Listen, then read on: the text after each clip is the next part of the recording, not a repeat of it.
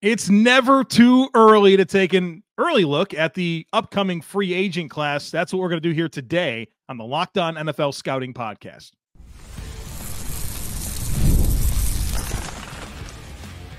You are Locked On NFL Scouting with the Draft Dudes, your daily podcast for NFL and college football scouting. Part of the Locked On Podcast Network, your team every day. What's better than this? It's guys being dudes here on the Locked On NFL Scouting Podcast. We're the Draft Dudes. I'm Joe Marino from Locked On Bills. He's Kyle Krabs from Locked On Dolphins. And we are your NFL experts here with you daily to talk team building across the league on the Locked On NFL Scouting Podcast with the Draft Dudes, part of the Locked On Podcast Network, your team every day. Want to issue a big thank you, shout out, and welcome to our everydayers. Those of you who never miss a single episode, we appreciate y'all being here very, very much. Today's episode is brought to you by Gametime. Download the Gametime app, create an account, and use code LOCKEDONNFL for $20 off your first purchase. Terms apply. Joe, happy hump day. Thank you. Happy hump day. What day does your favorite team play their last preseason game? Saturday. Saturday. You got to wait. On yeah, Friday. That's I got 2 Fridays this year. My goodness. Wow, that's extra prep and everything that you get for week one. Unbelievable. Extra day, yeah. Yeah. Although there's still going to do cut-downs, which are going to be here rapidly, right? And it's always a not fun day when almost half of every roster is informed they're no longer on a roster.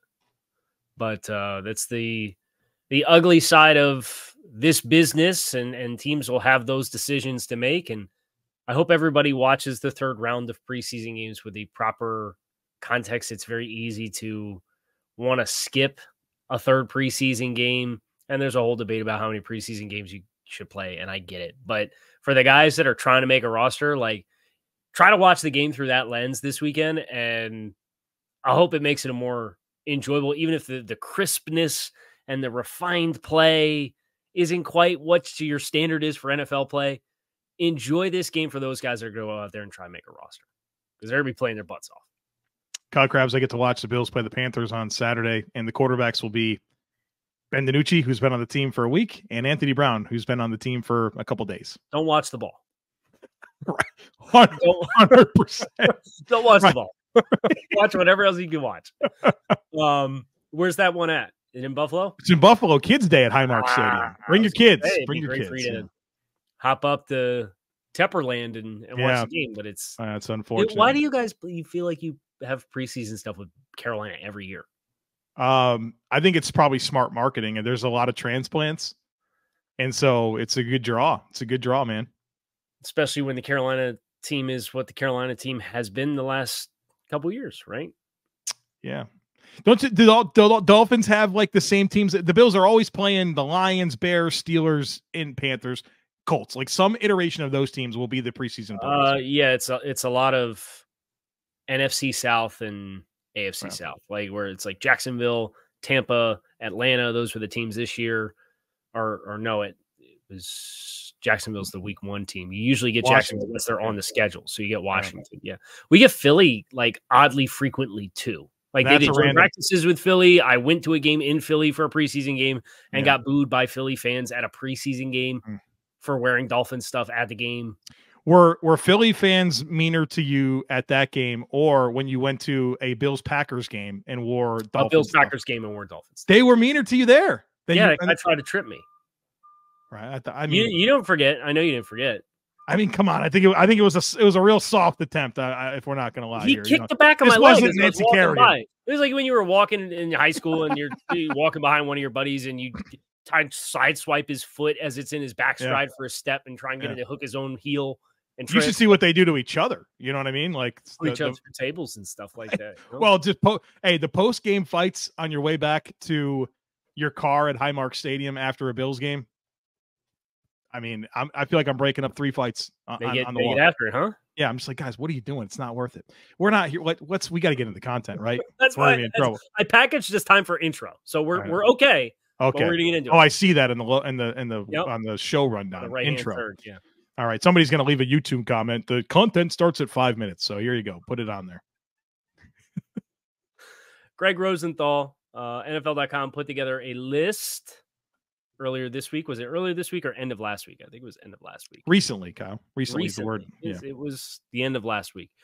Top 50 NFL free agents scheduled for 2025.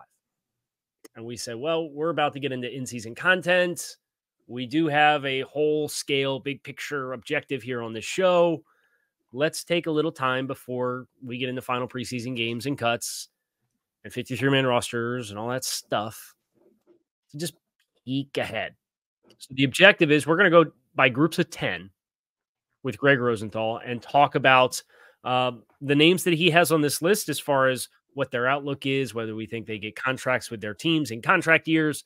A lot of Kansas City Chiefs and Dallas Cowboys and San Francisco 49ers in the first block. There's 2 players from each of those teams. Yeah, that's the takeaway in the top 10. The top 2 players, according to Greg, Dak Prescott, CeeDee Lamb. Well, they play for the Cowboys. Then you have Brandon Ayuk at 3, with Javarius Ward at 8.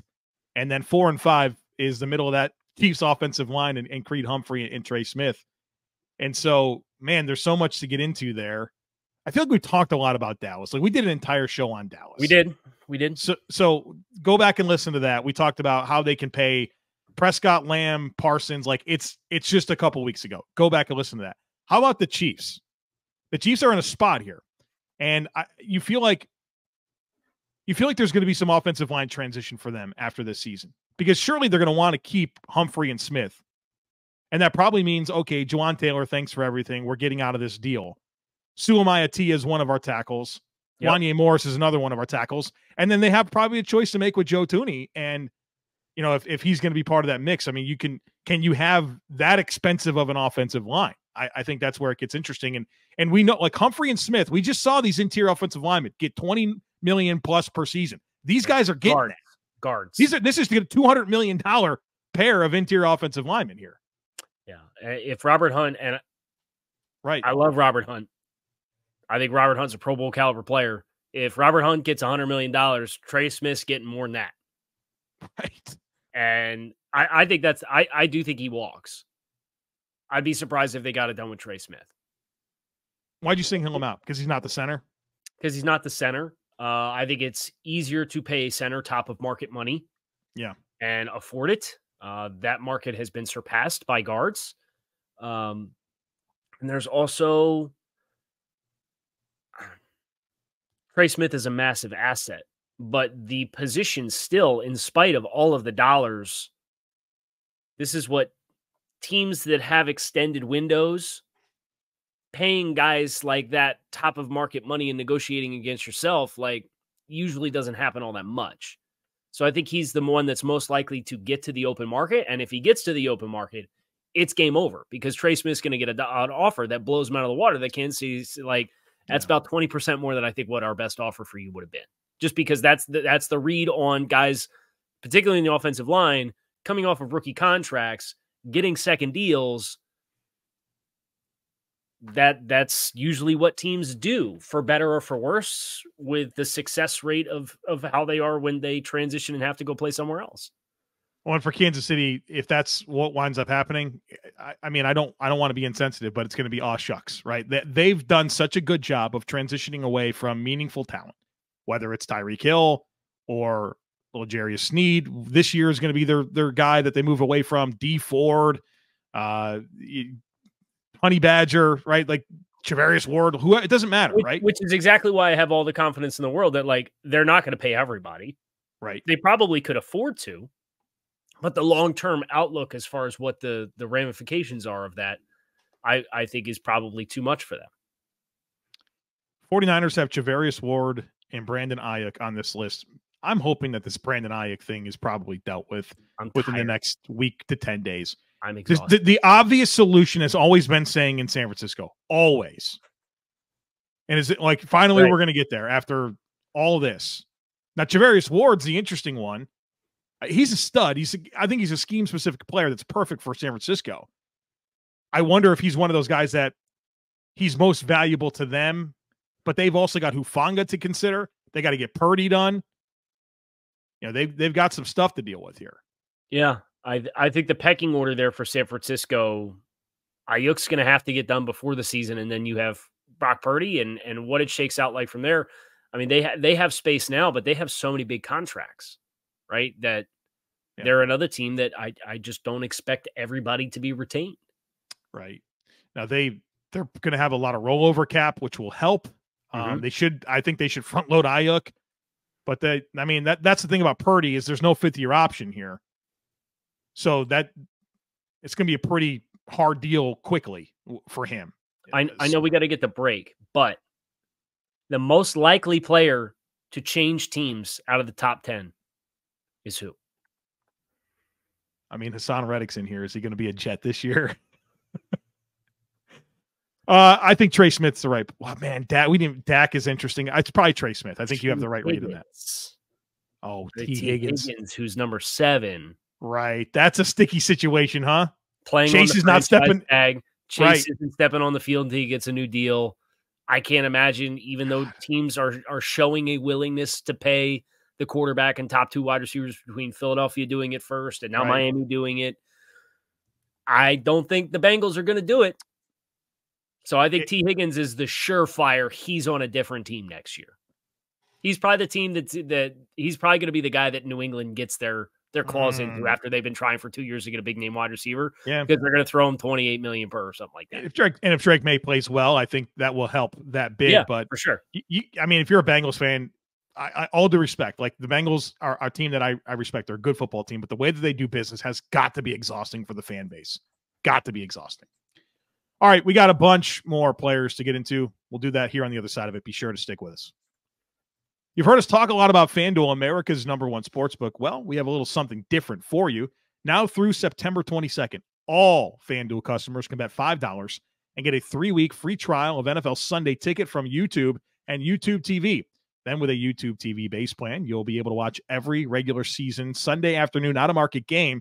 All you need is a Google account and a current form of payment, and you can cancel at any time. Just visit FanDuel.com/lockedon to download America's #1 sportsbook. You want the next 10, or do we read the next 20 and just throw ourselves into the deep end of the pool? We're just going to have to submerge ourselves here, aren't we? All right. So I'm going to read 11 through 30 right now. Go for it. Yep. Garrett Bowles, Javon Holland, Paulson Adebo, Asante Samuel, Stephon Diggs, Amari Cooper, Carlton Davis, Deontay Johnson, Oso Digizua, Matt Judon, Zach Martin, Nick Bolton, Dre Greenlaw, Pat Freiermuth, Chris Godwin, Justin Fields, Alaric Jackson. I'm glad you had the same. I saw you. Right. You had the same reaction I did. Alaric Jackson, DeAndre Hopkins, Keenan Allen, DeMarcus Lawrence. So more Cowboys, more Chiefs, more 49ers, and lots of receivers. Yeah, man, Dallas. Odigizua not going to be cheap either. No, he's a good player. I bet you that's 18-ish more. If I'm him, there ain't no way I'm signing a contract if they offer me one in September.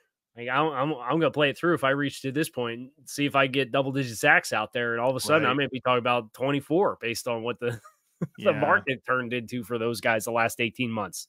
Right. I think him and Rousseau will be pretty similar situations in terms of when the timing is done with that deal and what the sack production is this year, because boy, you feel like there's a lot coming there. And how bad does this stink for Dre Greenlaw? Oh, it's terrible. Yeah. Coming off the sideline, pops his Achilles in the Super Bowl, might miss the whole year in a contract year. Right. And didn't they get they got Devondre Campbell, right? Yes. He's a good player. I mean, don't you feel like he's going to be kind of good there? I think that's a comment that's a sensible transition for San Francisco to make in the midst of, I mean, we've already outlined 2 primary starters in the secondary in Hufanga and Charvarius Ward, and now you got Drake Greenlaw. Right. Not to mention the offensive stuff that they need to figure out. So, where was I was going to go back up to the top. I was surprised to see the amount of love that Paulson Adebo got from Greg on this list. Had him 12 or 13, and he's a good player. Right. Absolutely. But right, is he I mean, he's ahead of Feels a little some rich. I agree. I think it does feel extremely rich to me. But the Saints, we'll see if they can keep him or not. They've got a lot of choices that they need to make. And I think the cornerback market's going to be so interesting based on where the chips fall for Gardner and Surtain. That's going to dictate so much of these other guys. How about these receivers? Guys like Diggs, guys like Cooper, guys like Deontay Johnson. That's an interesting mix of guys for me. DeAndre Hopkins, Keenan Allen also in this bucket. Yeah, like all of those players in this bucket. Like, what do they do this year? What does it mean for their careers? And what's especially fascinating to me is obviously Stephon Diggs. He had a 4-year, he was entering year one of a 4-year, $96 million deal. Is he going to have a great year in Houston and parlay that into more? Like what, you know what I mean? Like, I'm so interested. And he's going to be 31 years old after this season. Yeah. If I were Stephon Diggs, I'd probably go on the Stephon Gilmore plan. Yeah. It's the Yannick Ngakoue plan. Yeah. And just start signing 1-year deals. It's probably best for him too, right? Yes. I just think like knowing his personality. And he's going to want an opportunity to compete because he's a super high level competitor, right? Yeah. Gets to pick his spot, where he chooses to go, pay as you play. Now, you'd probably like to have some more long-term stability, but like you just mentioned, he didn't even get into the new years of the deal that Buffalo gave when they renegotiated 2 years ago. Yeah. He got a lot of cash out money there. Mm-hmm. So I think the best fit for a team and the best fit for Diggs, in my opinion, is to go annual, year by year. Now, okay, cool. What's going to be different about all those other receivers that you just said, whether it's Keenan Allen or Deontay Johnson or Amari Cooper or DeAndre Hopkins? It feels like we didn't mention Chris Godwin either. Also, jeez, brother, this is just a group of 20 players. There's other receivers that aren't these players as well. Well, I think that's probably why Stephon Diggs has to be thrilled that he got traded to Houston, right? Because you consider they got a lot of weapons.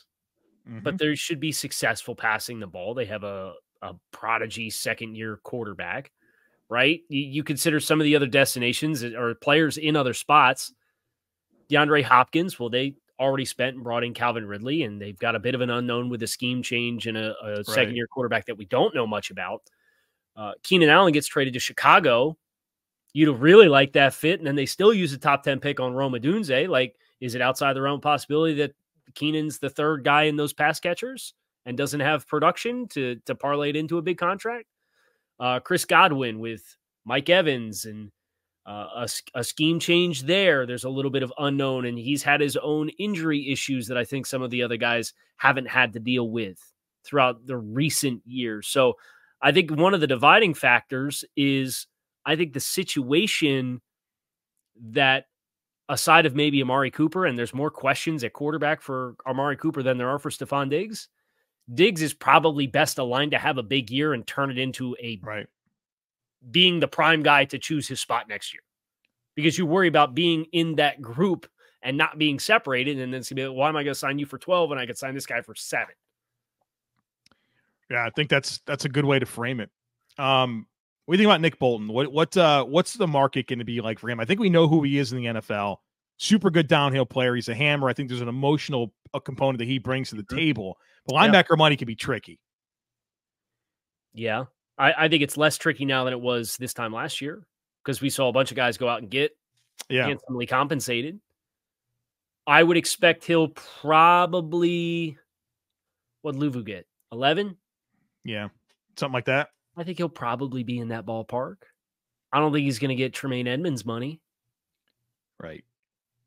He's a good player, but they have a lot of linebackers. I mean, they had Chenal and Tranquil are locked up, right? And they had Willie Gay too before this past year when he left in free agency. Right. Now, I guess the concern is Willie Gay signed a small deal in New Orleans, I believe. I think it was average of 5 per or something like that. So I do think Bolton is a more accomplished player. I think he's more quarterback of your defense. So it depends on. I could see him having a CJ Mosley type long-term career. Mosley's been a good player for the Jets. right? There was kind of some questions at first about that contract, and Adam Gase didn't want him. But he's turned into a really solid, stable, like high-level quality starter. I could see Nick Bolton making that transition because that's what C.J. Mosley did when he left Baltimore and went to New York. Right. I had one before we go. Go ahead. Yeah. If I were another team, I would be terrified to pay Lamar Jackson. I would let the Rams re-sign him. That's one of those ones, yeah. The player you are and the situation you're in with the scheme that you're in, I don't know how well that one extrapolates to be a universal player that you'd be paying competitive top of free agent dollars to sign somewhere else. And I did the study. I did a 13-year study on free agents that got 3.5% of that year's salary cap AAV for the average of their contract. And the success rate is not good when you change teams. So I don't think Lamar Jackson is a bad player for the Rams in any capacity. I think he can be a quality starter for them. But if I were a different team trying to transplant him out of that environment into my environment and expect him to be the same player, and I'm going to pay him $20 million a year to do so, that gets a little dicey. I agree with you on that. Okay, coming up in the last segment here, we've got pretty much an infusion of D-line and O-line. We'll talk about it here on the other side of it. Stick with us. The NFL season is here, folks. You know you want to get to the stadium and watch your favorite team, whether it's at home or on the road. Well, if you do, you got to download the Gametime app. Gametime is the fast and easy way to purchase tickets for all the sports, music, comedy, and theater events near you. The app is awesome. It's easy to navigate. They give you flash deals. They specialize in last-minute ticket specials, a seat view, and my favorite thing is that you can choose to turn on the all-in pricing and see the full price from the beginning of the purchase, so no surprise processing fees coming at the end. So take the guesswork out of buying tickets with Gametime. Download the Gametime app, create an account, and use code LOCKEDONNFL for $20 off your first purchase. Terms apply. Again, create an account and redeem code LOCKEDONNFL. That's LOCKEDON NFL for $20 off. Download the Gametime app today. Last minute tickets, lowest price, guaranteed. We're going to do the thing. And by the way, 30 on this list also included DeMarcus Lawrence. You're talking about edge guy or defensive line. And so just remember 30, who's outside this bucket, also was a defensive lineman. 31, Josh Sweat, Philadelphia Eagles. Chase Young, 32, New Orleans Saints. Malcolm Kuntz, 33, good player. Walker Little, 34. Drew Dahlman, 35. Ronnie Stanley, 36. Justin Reed, 37. Cam Robinson, 38. Marquise Hollywood Brown, 39. Baron Browning, 40. Deo Odeniegbo, 41. Did I get it right? That sounds good. I know you've mastered the craft of it. Khalil Mack, 42. Jedrick Wills, 43. Cameron Hayward, 44. Byron Murphy, 45. Ernest Jones, 46. Buda Baker, 47. Tyron Smith, 48. Trey White, 49. Nick Chubb, 50. Yeah, this is a lot of D-line. This is a lot of O-line, obviously, and some surprises here along the way. I think, like, what is Chase Young at 32? Like, we'll see about that. But this is very interesting because I feel like so many of these guys, particularly this group of Sweat, Young, and Kuntz, I think so much is riding on this year for like what the ceiling of those deals are going to be. Eric Wood, former Bills center, this is something he always says in his podcast. He's like, whenever we played an upcoming opponent, the first thing we would do is we would look at their defensive line and we figure out who was in a contract year, because you knew if they were in a contract year, the level of effort was going to be much different than the other players. And so you got to be mindful of that. Even further down the list, Aden Yangbo, Khalil Mack, Cam Hayward. There's so many defensive linemen in this bucket. Yeah. I if you had to pick who the big riser is, it's Malcolm Kuntz, right? 100%. Yeah. Like, I think he's got a hole of the gear that he can kick into, and they'll hopefully get a better season out of Wilson, who was top 10 pick. You obviously have Max Crosby. You now have Christian Wilkins. Like, they've got some bodies up front. And Malcolm Kuntz is going to continue to, I think, not be the one that you're scheming up to stop between 94 and Max Crosby. Was he 97? Get that right? Look it up. Look between those two guys. He's going to be the de facto at least third best guy that you're worried about stopping. And he's a really explosive talent. And he turned the corner last year. I think he's going to be in line for a nice payday. 98, Kyle. 98. Baron Browning might have something to say. If he's healthy, dude, and he has the sack numbers that I think he's capable of, that can get weird. That can get weird. You know all too well how much I love Baron Browning coming out of Ohio State. But it hasn't happened yet. It's just health, man. It's just health. Right. And that's a concern that how much better does that get? You hope you catch lightning in a bottle in a contract year, but that's always going to linger over his profile. Who are you surprised is not on this list? Spencer Brown, Bills offensive tackle. Especially when you're going to have guys like Cam Robinson on here. I think Walker Little on here. Like, that's not serious to me. Jedrick Wills. I think that. Well, I guess some of that's probably just offensive line in general, right? Right. Yeah, I think Spencer Brown, he doubles down on what he did last year. This is going to be a handsomely paid tackle. I was surprised David Long didn't make the list for Miami. For linebacker? Yeah. I mean, it was Ernest Jones is a good player. He's turned into a good player, and I really like him coming out too. But your linebackers were like Greenlaw and Ernest Jones. Yeah. Bolton. I think David Long had an outstanding year last year, and he stayed healthy. Now, and if he stays healthy again this year in a contract year, the deal he signed was 6 per, 5.5 per. Mm-hmm. That feels like a steal relative to what some of these other guys got. And he was good in coverage before he got to Miami, and then in the Fangio scheme, kind of struggled with a little bit, but he was really good against the run. So now you get a guy that's shown that he's capable of doing both things. No Sam Cosmi. That feels like a player I'd probably include. Yep. That's a good call out. He's turned into a nice interior offensive lineman. And that's one of those weird ones where if you were told Sam Cosmi was going to end up being a guard when he came out of college, right? Would you have believed it? No. And been a good guard? Right. I think he's the best offensive lineman Washington has. I think that's a very safe presumption to make. I'm just pulling up over the cap to see other free agents that might not have been listed unless you have any other. No, I've been kind of cycling through. Ryan Kelly. Yeah, that's a good one. DJ Reed. Right. I didn't see him on there either. That feels like a big omission. DJ Reed. See, Milton Williams, BJ Hill. We really totally glossed over Lee McNeil, who was 9th on this list because we spent the whole top 10 talking about